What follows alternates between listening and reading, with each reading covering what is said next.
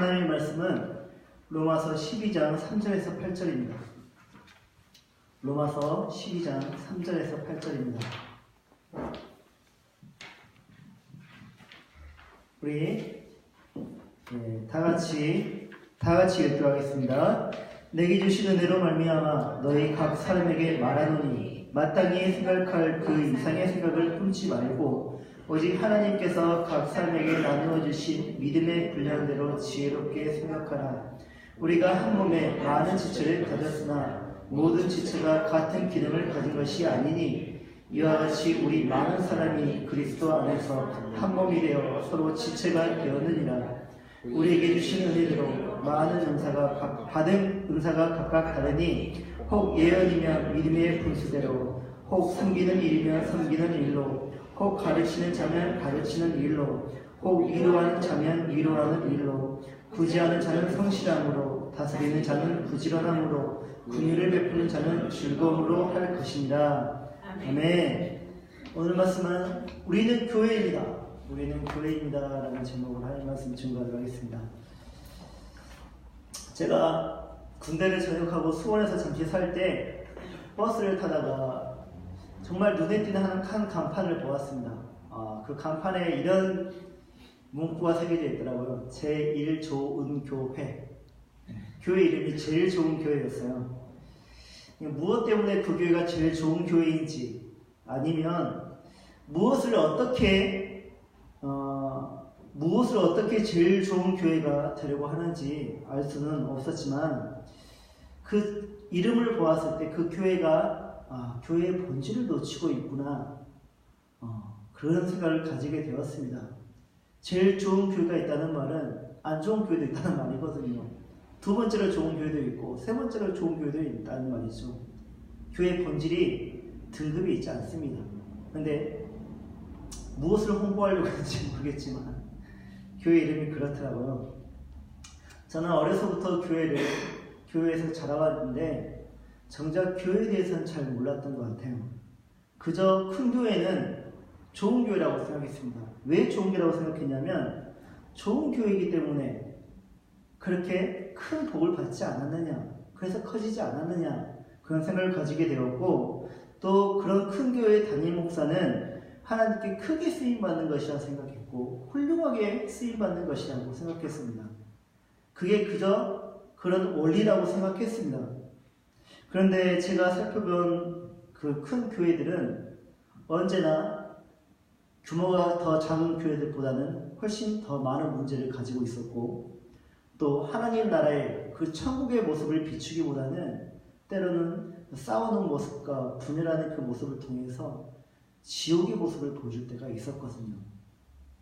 큰 교회는 좋은 교회이다, 그런 생각을 저는 일찍이 떨어뜨리지 못하고 신학교를 다니는 내내 그런 생각이 지배적이었습니다. 그런 지배적인 생각을 가지고 있을 때 제가 신학교 기숙사에서 한 선배와 같은 방을 쓰게 됐는데, 처음 보는 얼굴이었는데 서로 묻다 보니까 제 중학교 선배였더라고요. 보니까 같은 지역에 있는 교회의 목사의 아들이었습니다. 저는 그런 사람이 있는지도 몰랐고, 또 목사의 아들이라고 하니까 깜짝 놀랐어요. 한 번쯤 좀 만나봤을 법한 한데 좀 지역이 작다 보니까 저는 처음 보았어요. 그래서 이제 저도 제가 속한 교회에 대해서 소개를 했죠. 나 이런 교회 다닙니다 했더니 저를 딱 보면서 피식 웃으면서 비아냥거리고 그런 이상한 말을 저한테 하는 거예요. 바로 혼자 다 해먹는 교회, 그런 말을 저한테 하더라고요. 그때 당시 지역교회들끼리 연합하여서 부활절 연합 예배를 드리는 게 유행이었습니다. 그때 이제 제가 사는 그 운남면에 지역에 13개, 4개의 교회가 있었는데, 그때 우리 지역교회도 한번 연합해서 초급파적으로 연합해서 한번 예배를 드려보자라는 의견이 나왔었고, 그래서 그 운남면에서 그나마 가장 규모가 컸던 제 모교회가 주최하기로 했습니다. 그런데 그 열심히 하는 모습, 최선을 다해서 그 섬기는 모습이 상대적으로 규모가 작은 교회 입장에서 볼 때 자신들의 자존심을 구기게 하는 일이었고 또 체면을 짓밟는 그런 모습이었던 것 같아요. 왜 혼자 닮아오는 교회냐고 했냐면 순서를 보니까 자기들이 없거든요. 목사님들이 자기 그 순서가 없거든요. 설교나 좀 큼지막한 순서들은 다 어느 정도 규모가 있는 교회가 하고, 그리고 규모가 작은 교회의 목사님들은 그냥 그저 인사말 짧게 끝내야 되는데 그것만 주니까 그런 말이 나왔던 것 같아요. 그때 제가 깨달은 게 하나 있어요. 혼자 닮아오는 교회라는 그 비판을 들었을 때 그런 수많은 상황적인 문제를 우선 제쳐놓고 그때 제가 단 한 번도 깨닫지 못했던 걸 한번 깨달아 보았습니다. 그거는 규모는 교회의 규모라는 것은 매우 상대적인 것이구나. 저는 제 목교회가 작은 교회라고 생각했습니다. 지역에서 가장 규모가 크다 할지라도 성도가 100명이에요. 저 대형교회 같은 경우는 수천 명, 수만 명이 되잖아요. 그때 당시 순복음은 70만 명이었잖아요. 100명이 뭐가 많았습니까? 근데 상대적으로 그 지역에서 작은 교회 입장에서 볼 때 제 목교회는 큰 교회였어요. 아, 규모는 상대적인 것이구나. 그래서 상대적으로 규모가 작은 교회에 있어서 제 목교회는 큰 교회였고 수많은 문제점을 가지고 있는 그런 대형 교회였습니다. 큰 교회였죠. 제 목교회는 큰 교회의 속성도 가졌고 또 작은 교회의 속성도 가졌습니다. 또 좋은 교회의 속성도 가졌고 나쁜 교회의 속성도 가진 그런 교회였습니다. 매우 상대적인 것이었어요. 그런 것은. 그 말은 작은 교회든 큰 교회든 같다라는 말이에요. 같다. 중요한 것은 규모가 아닙니다. 어느 교회가 성경에서 나오는 그 교회의 본질을 추구하고 또 그 본질을 실현해 내느냐가 핵심이에요.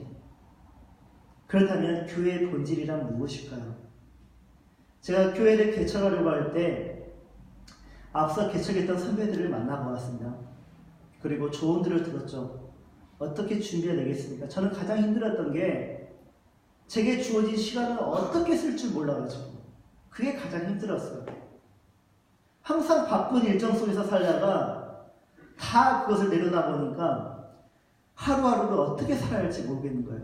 저는 그 조언을 듣고 싶었는데 그 조언을 해주는 것이 아니라 교회는 이렇게 설립하는 게 좋다. 이렇게 개척해라. 어떤 교회의 도움을 어떻게 받아라. 생계는 어떻게 이렇게 해라. 그런 조언만 계속 해주는 거예요. 또 개척에서 자립에 성공한 목사들이 쓴 책들이 있습니다. 그 책들을 또 읽어보았어요. 대부분 교회의 본질에 대해서 말씀을 하고 있는데 근데 보니까 자신에게 주어진 재능과 또 수십 년간 해왔던 그런 부교육자로서의 그런 경험들 그리고 계속해서 가지고 왔던 그런 은사들 자신의 지식과 지혜 그리고 자신이 가지고 좀 축적해 놓았던 그 재산으로 교회를 세웠더라고요. 그렇다 보니까 교회의 주인이 누구인지 드러난 거예요. 교회의 주인이 다름 아닌 담임 목사예요. 교회를 이렇게 설립할 때 담임 목사의 그런 재정이 너무 많이 들어가요. 부채도 다 떠안고 있어요. 그러다 보니까 주인이 되는 거예요. 어느 물건 하나하나 자신의 모든 혼이 깃들어 있어요. 베드로는 예수님께 교회의 본질에 대해서 이렇게 말을 했습니다. 마태복음 16장 16절에 주는 그리스도시요 살아계신 하나님의 아들이십니다. 이것을 고백하는 것이 바로 교회예요. 이게 교회의 본질이에요. 그리고 예수님은 이 베드로의 고백 위에 교회를 세우시겠다고 분명하게 말씀하셨습니다. 18절에 내가 이 반석 위에 내 교회를 세우리니 음부의 권세가 이기지 못하리라. 누가 교회를 세운다고요? 예수님 자신이 세우겠대요. 예수님이 세우신 교회는 어떤 권세가 이기지 못한다고요? 음부의 권세가 이기지 못해요. 음부의 권세가 이기는 그런 교회가 있습니다. 그 교회는 예수님이 세우신 교회가 아니에요. 무너지는 교회들이 있죠. 그 교회는 예수님이 세우신 교회가 아니라는 것을 의미해요. 그렇습니다. 교회는 본질적으로 예수님이 세우신 교회예요. 교회는 예수님의 몸이고 철저히 예수님의 피가 흐릅니다. 그래서 음부의 권세가 그 거룩한 피가 흐르는 교회를 절대 이기지 못해요. 교회는 예수님을 주님으로, 그리스도로, 살아계신 하나님의 아들로 믿고 고백하는 사람들의 운명 공동체입니다. 운명 공동체. 그리고 예수님의 영인 성령님이 그 운명 공동체에 임하면 교회는 거룩해지고 하나가 되며 또 보편적인 교회가 되고 사도적인 교회가 되는 거예요. 이 말은 제가 2부 시간에 잠시 나눠드리도록 하겠습니다. 교회는 규모나 교인 수에 의해 본질의 완성을 이루는 것이 아닙니다. 교회는 오직 예수님을 주님으로, 예수님을 그리스도로, 예수님을 살아계신 하나님의 아들로 믿고 그 예수님과 동행하느냐에 따라 교회의 본질이 완성되고 온전함을 이루게 됩니다. 마태복음 18장 20절에 이 말씀이 있죠. 두세 사람이 내 이름으로 모인 곳에는 나도 그들 중에 있느니라. 이 말씀에는 교회의 기본 모습이 담겨져 있어요. 교회는 두세 사람으로도 충분하다는 것입니다. 한 사람으로는 안 돼요. 반드시 두 사람 이상이어야 돼요. 교회는 두세 사람으로 온전한 모습을 갖출 수가 있대요. 100명, 1000명, 10,000명이 되어야 온전하게 되는 것이 아니라 두세 사람으로도 충분하대요. 그게 교회예요. 반드시 많은 수가 온전함을 갖추는 것도 아니고 두세 사람은 충분하다는 것입니다. 다만 그 두세 사람은 반드시 주 예수 그리스도에 대한 믿음에 대한 신앙 고백이 일치해야 돼요. 우리가 사도신경으로 신앙 고백을 하죠. 왜 신앙 고백을 합니까? 그 고백을 통해 우리가 예수님이 우리의 주님이시고 또 주님의 이름으로 모이는 교회임을 시인하는 것이에요. 신앙 고백이 서로 틀리면 그건 교회가 아니에요. 우리의 신앙 고백은 항상 일치해야 됩니다. 그렇다면 주님의 이름으로 모이는 교회의 주인은 누구이겠습니까? 당연하죠. 당연히 예수님이죠. 교회의 주인은 당연히 예수님이죠. 우리가 그분의 이름에 모였잖아요. 그분의 이름으로 모였잖아요. 당연히 예수님이 우리의 주인이신데 실제로 교회의 주인이 예수님인지 아닌지 구분이 안 되는 경우가 있다는 것이죠. 제가 어제 설교를 준비하다가 책에서 나온 예화가 있었습니다. 어느 이제 안수 집사가 장로가 되기 위해서 장로 고시를 봤습니다.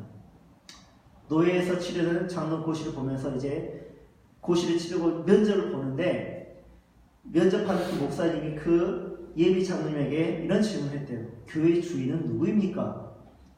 그 장로님이 속한 교회는 장로교회였어요. 그러니까 당연히 생각하기를 교회 주인은 장로입니다. 그랬대요. 틀렸습니다. 그러니까 속으로 이런 마음을 생각을 했대요. 그러면 교회 주인은 목사인가? 이게 하나의 예화이긴 하지만 실제로 이렇게 신앙의 연수를 많이 가졌고 어떤 직분을 가졌다 할지라도 교회의 주인이 예수님인지 아닌지 구분이 안 되는 경우가 있다는 것이죠.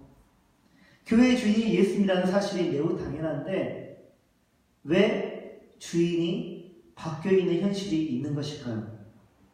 그 이유는 3절에 나와 있습니다. 3절에 마땅히 생각할 그 이상의 생각을 품는 이들이 있기 때문에 마땅히 생각할 그 이상의 생각을 품는 이들이 교회 안에 있기 때문에 교회의 주인이 바뀌어 있는 거예요. 이 말을 직역을 하자면 나 자신에게 있는 것 이상으로 생각하지 말래요. 더 쉽게 풀이하자면 자신을 과대평가하지 말래요. 우리는 주인이 아니에요. 과대평가하지 말래요. 자신의 과대평가, 교회의 온전함은 이것에서 깨지기 시작합니다. 자신을 과대평가하는 것에서부터 교회의 온전함은, 교회의 질서는 여기서 깨집니다. 인간의 불행이 어디에서 시작했습니까? 자신의 과대평가에서 시작했어요. 아담을 생각해 보십시오. 아담은 선악과를 통해서 항상 하나님은 나의 나를 창조하신 하나님, 나는 그의 피조물. 그런데 자신을 과대평가하기 시작했습니다. 아담이. 나도 하나님이 될 수 있어. 선악과를 따먹으면 선악을 분별할 수 있는 하나님이 될 수 있어. 그런 능력을 가질 수 있어. 그렇게 과대평가를 하고 결국에는 하나님의 창조 세계가 다 무너져 버렸죠. 이와 같이 자신을 과대평가하는 성도는 교회의 질서를 파괴합니다. 자신을 과대평가하는 성도는 교회에서 참 열심히 해요. 그런데 자신이 최선으로 다하는 그 일에 절대 만족하지 못해요. 뿐만 아니라 불평불만이 있어요. 나를 이 정도로밖에 생각하지 않아 교회가. 내가 없으면 어떻게 되나 봐라. 내가 이 교회 떠나면 어떻게 되나 봐라. 내가 이 일을 안 하면 교회 어떻게 되나 봐라. 자신을 너무 과대평가하고 있는 거예요. 자신이 교회 주인이라는 말이에요. 그게. 그렇다면 신앙생활을 하면서 자신을 과대평가하지 않으려면 어떻게 해야 될까요? 3절 하반절에 그게 나와 있어요. 오직 하나님께서 각 사람에게 나누어 주신 믿음의 분량대로 지혜롭게 생각해야 합니다. 이 말씀을 우리가 오해를 하는데 믿음의 분량은 믿음의 양을 의미하지 않습니다. 믿음의 분량을 양으로 이해하는 사람들은요, 자신이 죄를 짓습니다. 또 신앙을 할 때 항상 부족한 면이 자기에게 있어요. 그것을 하나님께 돌려요. 왜냐하면 자신에게 적은 믿음을 주신 분이 바로 하나님이기 때문에 나는 이것밖에 하지 못한다. 그렇게 변명을 하는 것이에요. 말씀을 오해하면 그런 신앙이 나옵니다. 근데 이 말씀은 그런 뜻이 아니에요. 분량의 헬라어인 메트로는 지금 우리가 쓰고 있는 단위의 그 미터 있죠. 미터의 원입니다. 미터가 부피를 측정할 때 쓰는 그런 단위가 아니잖아요. 측량을 할 때 쓰는 그런 단위이죠. 그래서 분량이라는 것은 측량의 기준을 뜻합니다. 측량. 따라서 우리는 이 말씀을 다음과 같이 해석해야 됩니다. 너희 모두에게는 십자가에 못 박히신 그리스도로 인한 구원의 믿음이 주어졌으니 너희는 그것으로 자신을 평가하라. 무엇을 평가하라고요? 믿음으로. 십자가에 못 박히신 그리스도로 인한 구원의 믿음으로 너희 자신을 평가하라. 우리는 하나님의 구원 앞에서 같은 은혜를 받은 사람들입니다. 우리는 지금 다 같은 은혜를 받았어요. 같은 구원을 받았어요. 우리의 구원은 일반이에요. 우리 각자가 살아온 배경이 달라도 주어진 능력이 다르다 할지라도 우리의 구원은 서로 다른 것이 아니에요. 그러므로 같은 구원을 받아 한 믿음을 가진 우리는 그 어느 누구도 자신의 배경이나 환경에 대해서 스스로 과대평가를 하지 말아야 됩니다. 누구의 자식이라 해가지고 더 나은 믿음을 가진 것 아니에요.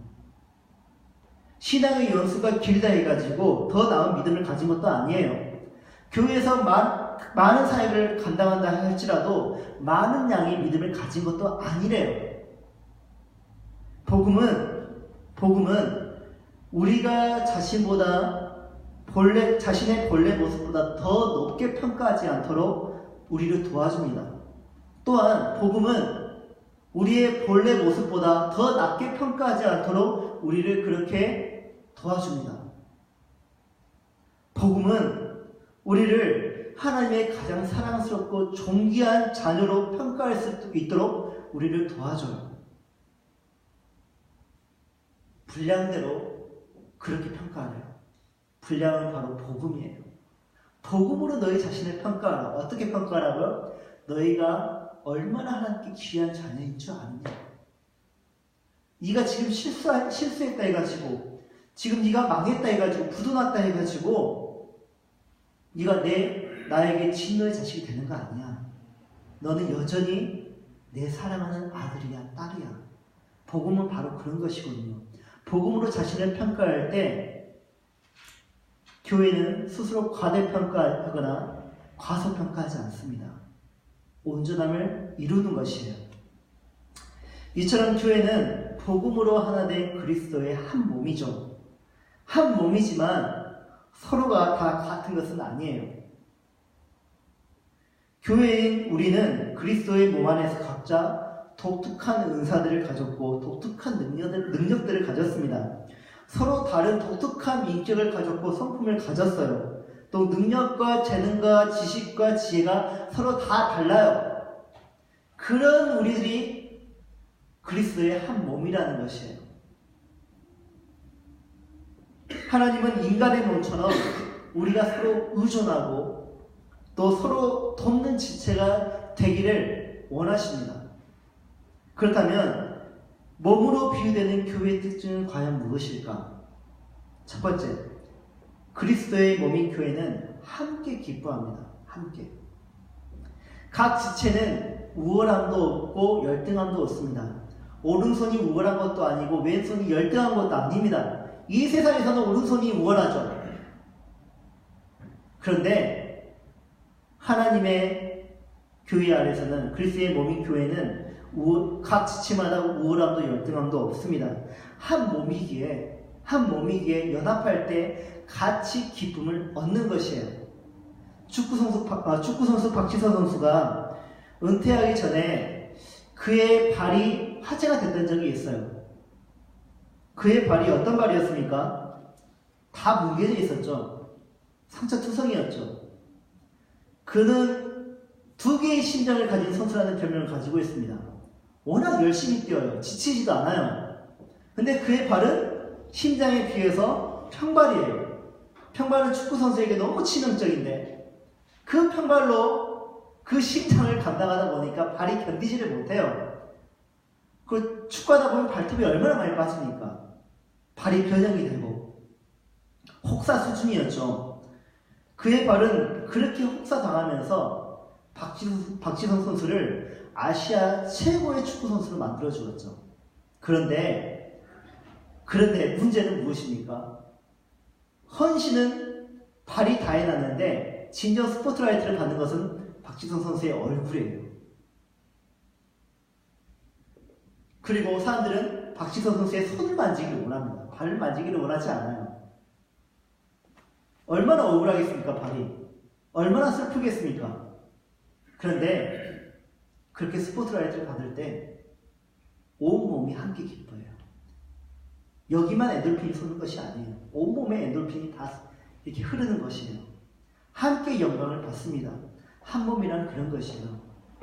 어떤 지체의 기쁨이 배 아픈 것이 아니라 같이 기쁜 거예요. 같이. 둘째, 그리스도의 몸인 교회는 함께 아파합니다. 아무리 작은 지체의 아픔이라 할지라도 온몸이 같이 아파합니다. 새끼발가락 문에 한번 부딪혀 본 적 있으시죠? 새끼발가락만 아픕니까? 온몸이 아프지 않습니까? 혹시 차 문에 손톱 끼워본 적 있습니까? 손톱 한번 끼면 그날 손톱 밑으로 피가 돕니다. 모세혈관이 터져가지고 잠을 못 자요, 그날. 모든 신경이 서로 연결되어 있기에 서로를 지켜야 하기에 몸은 함께 아파요. 이처럼 우리는 위험으로부터 심장을 보호하기 위해 보통 손이 어떻게 합니까? 심장에 위험이 있으면 두 손이 본능적으로 이렇게 감싸 안습니다. 막습니다. 이와 같이 우리 지체가 한 명이 그런 위험이 있을 때 우리 다른 지체들은 그런 위험에 빠진 성도들을 도울 줄 알아야 돼요. 그게 한 몸이에요. 같이 아파하는 거예요. 셋째, 그리스도의 몸인 교회는 같은 목표를 가지고 있어야 합니다. 각 지체마다 다른 목표를 가지기를 원한다면 몸은 건강할 수가 없죠. 상반신은 울퉁불퉁 근육질인데 하반신은 날씬한 다리기를 원해요. 그런 불균형이 있을 때 몸은 건강하지 않습니다. 균형을 이룬 몸이 건강한 몸이듯 교회는 같은 목표를 가지고 균형을 이룰 때 건강할 수 있습니다. 넷째, 그리스도의 몸인 교회는 각각의 모든 지체가 머리의 지시를 따라야 돼요. 우리의 그 어떤 지체도 다른 사람의 머리의 지시를 따르지 않습니다. 교회는 사람이 아닌 음부의 권세도 아닌 오직 예수 그리스도의 지시를 따라야 돼요. 그분이 우리의 머리이시니까. 교회 목사가, 장로가 교회 머리가 아니라 예수 그리스도가 우리의 머리이십니다. 예수님이 지시하는데 우리는 순종해야 되는 각지체입니다. 다섯째, 그리스도의 몸인 교회는 각자에게 맡겨진 역할에 충실해야 해요. 아무리 보잘것없는 것처럼 보여도 하나님의 창조물에는 쓸모없는 것이 없어요. 사람들은 맹장이 쓸모없는 것이라고 여기죠. 사람이 진화를 했는데 진화가 결국 잘 되지 못한 것이 바로 맹장이라고 여기는 사람들이 있습니다. 우리는 그렇게 배웠어요. 이게 진화의 마지막 흔적이라고 말하는 사람도 있었어요. 근데 이 맹장에서는요, T 림프구라는 그런 면역체계를 이루는 그런 면역체계의 한 일종이라고 합니다. 맹장은. 그래서 T 림프구가 이 맹장에서 70%가 나오는데요. 맹장이 없으면 면역력이 떨어질 수밖에 없다는 것입니다. 근데 우리는 이거를 잘라버려도 된다고 그렇게 생각합니다. 없어도 되는 것. 그런 것 아닙니다. 뿐만 아니라 꼬리뼈는 꼬리가 이제 거의 다 없어져가지고 마지막에 남은 하나의 흔적이라고 생각하는 사람들이 있습니다. 그런데 꼬리뼈는 수많은 근육들이 붙어있는 곳이에요.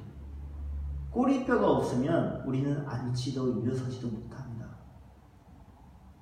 이거는 진화의 흔적이 아니라 하나님이 창조하신 한 지체 중에 하나예요. 이처럼 교회 안에서도 불필요한 지체가 단 하나도 없어요. 사역을 하다 보면요, 나를 힘들게 하는, 나를 지치게 하는, 교회에 나오기 싫게 하는 그런 성도가 있어요. 저도 사역을 하다 보니까 저 사람만 없으면 참 진짜 괜찮을 것 같다, 그런 생각을 가질 때가 있었어요. 근데 그 생각이 얼마나 위험한 생각인지 우리는 오늘 이 말씀을 통해서 배우는 거예요. 그 사람은 하나님의 나라에서, 하나님의 교회에서 절대적으로 필요한 한 지체입니다. 더군다나 내가 하나님 앞에서 불필요한 존재라고 느껴질 때에도, 내 자신이 그런 존재로 느껴질 때라도 나는 여전히 하나님 앞에서 절대적으로 필요한 교회의 한 지체라는 것이에요. 교회에는 필요 없는 사람 한 명도 없습니다. 모두가 다 귀하고, 모두가 다 훌륭하며, 모두가 다 하나님의 한 성도입니다. 우리의 몸에 있는 각 지체마다 이름이 있죠. 손, 팔목, 팔꿈치, 어깨, 다리, 다 이름이 있습니다. 근데 이 모든 것들이 독자적으로는 존재할 수 없는 것이에요. 서로가 다 붙어있고 한 몸으로 이루고 있을 때 각 지체는 의미가 생기는 거예요. 그 기능을 수행할 수 있는 것이고, 제 이름은 김영철입니다. 김영철 목사입니다. 이 이름 하나만으로 예수의교회가 설립될 수 있습니까? 예수의교회가 존재할 수 있습니까? 없죠. 한 사람으로는 교회가 되지 못한다고 아까 제가 말씀드리지 않았습니까? 우리 모두가, 여기 있는 우리 모두가 한 몸에 이루고 같은 목적으로 움직이고 머리 대신 예수 그리스도의 지시를 따를 때 우리는 그때 예수의교회라고 부를 수 있는 거예요. 내가 아무리 뛰어나고 돋보이고 훌륭할지라도 독자적으로는 존재할 수 없는 법입니다. 저 사람이 있기 때문에, 저 지체가 있기 때문에 내가 그렇게 돋보이는 거예요. 박지성 선수의 발이 있었기 때문에 그의 얼굴에 스포트라이트가 비춰지는 것이지, 발이 없었으면 그에게는 그런 스포트라이트가 없었을 것이에요. 그래서 우리 이름은 예수양교회가 되어야 합니다. 예수양교회는 단임 목사가 아닌, 어느 누구의 특정한 성도가 아닌 주인 대신 예수 그리스도의 이름만이 드러나야 합니다. 교회의 어느 특정 인물이 두드러지기 시작할 때, 교회에 딱 하면, 어느 교회 하면 누구 그러면 그 교회는 본질을 잃어가고 있는 것이에요. 예수님보다 더 유명해지면 안 됩니다. 예수님보다 더 돋보이면 안 돼요. 그 교회는 생명을 잃을 수밖에 없는 것이에요. 우리는 그것을 가장 두려워해야 됩니다. 내 이름이 불러지지 않는 것이 두려운 것이 아니라 내가 돋보이지 않아서 슬픈 것이 아니라 정작 주님이신 예수님이 보이지 않고 사람이 보일 때 우리는 그것을 두려워하고 슬퍼해야 됩니다. 예전에 제가 모교회인 운남중앙교회에서 중고등부 전도사를 사역을 하고 있을 때 중학교 1, 2, 3 그리고 고등학교 1, 2, 3 이렇게 6칸짜리 헌금 봉투함이 있었으면 참 좋겠다라는 생각을 가지게 됐습니다. 그래서 기독교 백화점을 가서 사려고 하는데 생각했던 것보다 너무 비쌌어요. 한 6, 7만 원 했던 것 같아요. 저는 한 2, 3만 원이면 사려고 했는데 6, 7만 원 하니까 이런 생각이 들었습니다. 이것을 내가 만들어 버릴까? 너무 그 돈이 아깝다라는 생각이 들었어요. 근데 계속 제가 그런 고민을 하고 있는 게 5분 이상이 지체됐나 봐요. 들었다 놨다 들었다 놨다. 그리고 제가 모양을 관찰하면서 어떻게 하면 똑같이 만들 수 있지 하면서 머릿속으로 설계도를 막 만들어내고 있었나 봐요. 근데 그 모습을 어느 한 남성분이 저를 보았어요. 계속 보고 있었나 봐요. 들었다 놨다 들었다 놨다 하니까. 그래서 저에게 하는 말이 이거 필요하세요? 그러는 거예요. 전 직원분인 줄 알았어요. 깎아주려나 보다. 네, 필요한데 생각보다 좀 비싸가지고 이거 만들까 말까 고민하고 있습니다 했더니 그럼 제가 사드릴게요. 그러는 거예요. 그분은 제가 가난한 교회 사역자로 그렇게 생각을 했나 봅니다. 그래서 가격이 부담돼서 저렇게 못 사고 있지 않나. 그래서 선생님이 주시는 마음에 감동이 되어서 그렇게 실천을 했던 거예요. 근데 제가 괜찮다고 했어요. 저 무안의 운남중앙교회 전도사인데 이거 제가 살 수 있습니다 했더니 자기가 사드리겠다. 그러더니 갑자기 계산대에 가가지고 계산을 해버리고 저한테 안겨주는 거예요. 제가 너무 이제 민망하면서 너무 감사하잖아요. 그래서 제가 물어보았습니다. 혹시 제가 성함을 좀 물어봐도 되겠습니까? 어느 교회에 다니십니까? 물어봤더니 그런 거 모르셔도 된다고. 근데 제가 우리 교회 성도들에게 그래도 좀 너무 이게 은혜가 되니까 이 은혜를 좀 나눠야 될 것 같습니다 했더니 그러면 저 어느 교회 다니는데 어느 교회 그냥 집사로만 알고만 있으십시오. 이름 끝까지 밝히지 않는 거예요. 어느 교회 집사입니다 라고만 밝혀주었어요. 그래서 제가 나중에 그 헌금 그 봉투함 맨 뒤에다 라벨지를 붙여놨습니다. 이 헌금함은 어느 교회 모 집사님이 헌물한 것입니다 라고 그렇게 써놨어요.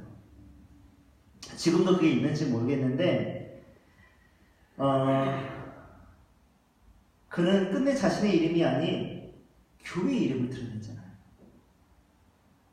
저는 그분을 통해서 제일 먼저 보았던 게 무엇이었냐면 하나님의 은혜다. 하나님의 은혜를 먼저 보았고 두 번째 예수님의 이름을 먼저 생각해냈고 예수님의 몸된 훌륭한 교회가 어떤 교회인지 알게 됐습니다. 여러분 그래서 하는 말이 선한 그리스도인이 되십시오. 선한 그리스도인이 되십시오. 내 이름이 선한 그리스도인이 되어야 됩니다. 성경에 선한 사마리아인이 나오죠. 그의 이름이 나옵니까? 그는 선행을 베풀었잖아요. 근데 그의 이름은 나오지 않습니다. 그저 그냥 선한 사마리아인. 자신의 이름을 드러내기보다는 그는 오직 하나님의 이름을 드러내는데 최선을 다했습니다. 내게 좋은 일이 생겼을 때, 내가 선행을 할 때, 내게 큰 일이 일어났을 때, 내게 명예로운 일이 생겼을 때, 내게 큰 힘이 생겼을 때, 큰 돈이 생겼을 때, 내가 큰 칭찬을 받은 일이 있을 때, 여러분의 이름을 드러내시겠습니까? 아니면 교회 이름을 드러내시겠습니까? 선한 그리스도인이라는 이름을 드러내십시오. 나는 한 명의 그리스도인 뿐입니다. 연예인 시상식에서 그런 성도들이 가끔씩 나와요. 이 모든 영광을 하나님께 올려드리겠습니다. 나를 구원하신 예수님께 영광을 올려드리겠습니다. 이게 교회예요. 그리할 때 우리는 진정한 주님의 몸된 교회가 될 수 있고 음부의 권세를 이기지 못하는 능력의 교회, 건강한 교회가 될 수 있습니다. 우리의 이름은 무엇입니까? 예수의 교회. 내 이름은 무엇입니까? 예수의 교회. 그리스도인. 생명을 드러내는 향기로서 날마다 복음으로 스스로를 평가하시고 받은 은사를 가지고 하나님의 뜻을 온전히 이루는 예수의 교회가 되시고 선한 그리스도인이 되시길 간절히 축복합니다. 우리 다 같이 기도하겠습니다. 기도하기 전에 찬양을 하고 기도 이어가도록 하겠습니다.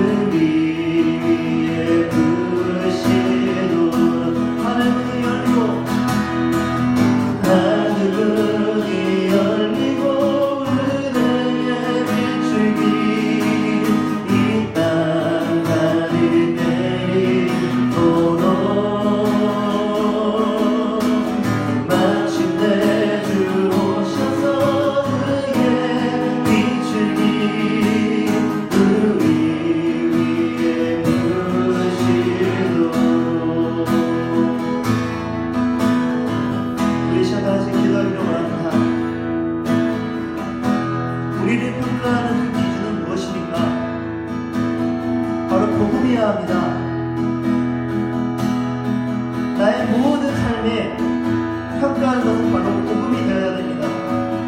복음은 우리를 절대 과대평가하지도 않게 하며 복음은 우리를 과소평가하게 하지도 않고 오직 복음은 나를 하나님의 가장 사랑하는 아들, 딸들로 하나님의 가장 존귀한 자로 그렇게 세워줍니다. 모든 일에 복음으로 평가하기를 원합니다. 그리고 하나님이 주신 그 은사를 가지고 우리가 하나님의 온전하신 그 뜻을 이루기를 원합니다. 여러분, 이 세상에서 어떤 삶이 되고 싶습니까? 이 세상에서 어떤 삶을 살고 싶습니까? 오늘 말씀이 주신 그 말씀을 가지고 우리는 이 말씀에 의지하여서 나는 하나님 이런 그리스도인이 되고 싶습니다. 나는 이런 교회가 되고 싶습니다. 나는 이 땅에서 이렇게 살고 싶습니다. 이 시간 주님을 부르면서 간절히 기도하도록 합시다. 주여, 하나님 아버지, 우리에게 말씀을 주신 하나님 아버지 감사합니다. 우리는 이 땅에서 모든 것을 평가할 것이고 우리는 이 사역에서 얼마나 이름이 드러나는가 그것을 평가할 때가 있습니다. 직업으로 사람을 평가하고 숫자로 사람을 평가하고 아니 키로 사람을 평가하고 그 사람이 가진 집이 어떠한 것인지 그것으로 평가하고 어떤